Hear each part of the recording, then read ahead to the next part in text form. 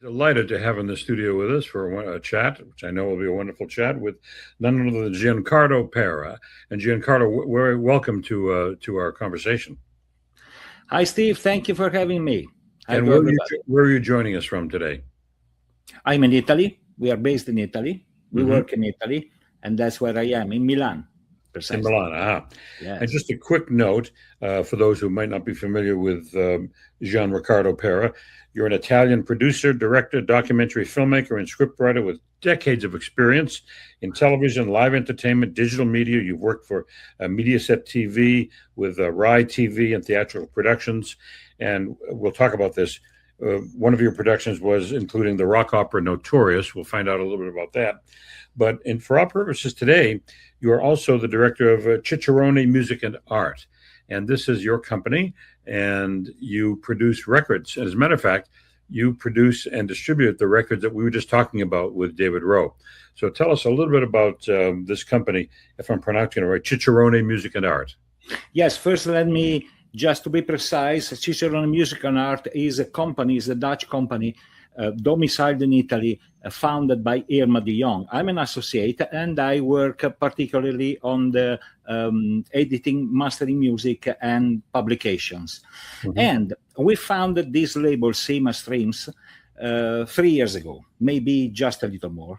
And we started because we wanted to give a correct visibility to musicians and to records which never had the chance to be visible.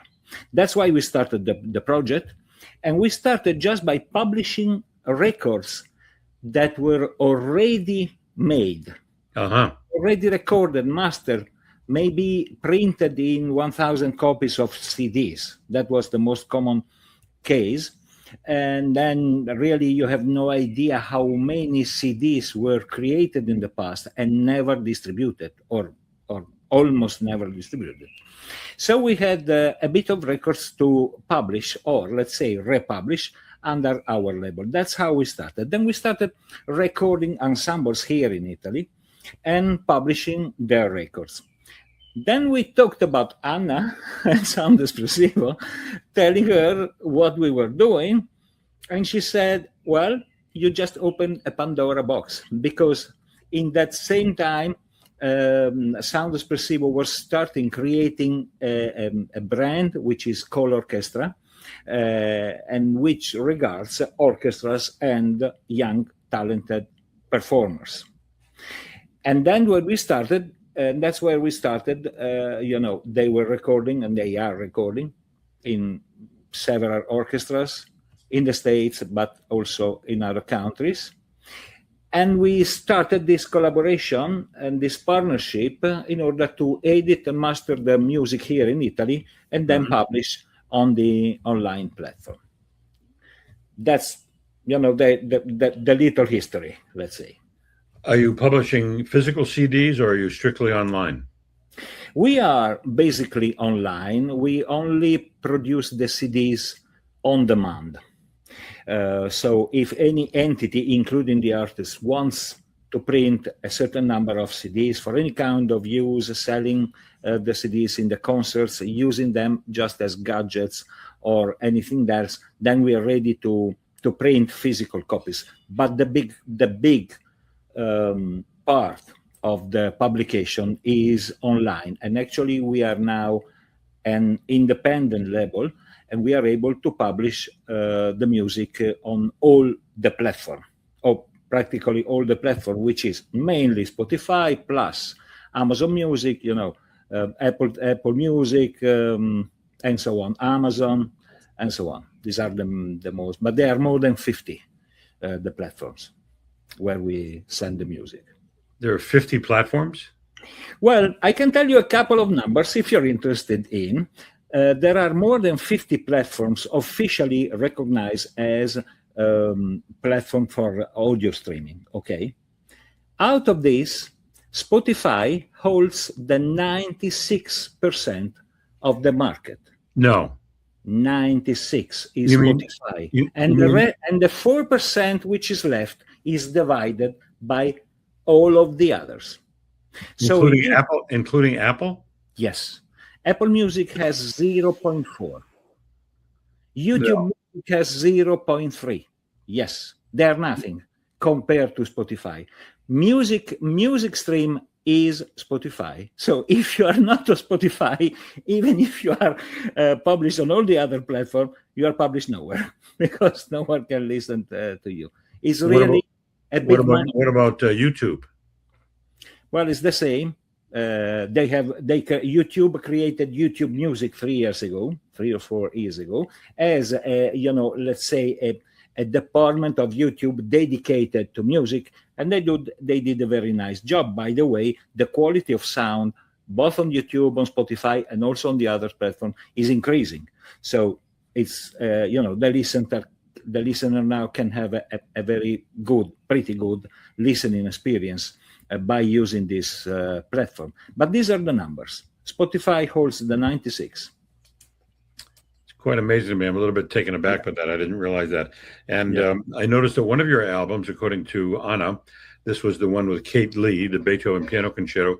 She said it has 50,000 downloads on Spotify. Exactly, 50,000. Now they are almost 60, maybe a little more. I didn't check lately. Yes, we call them streams because download is when you buy something and you download actually. Right. And if you just listen, then we call that stream.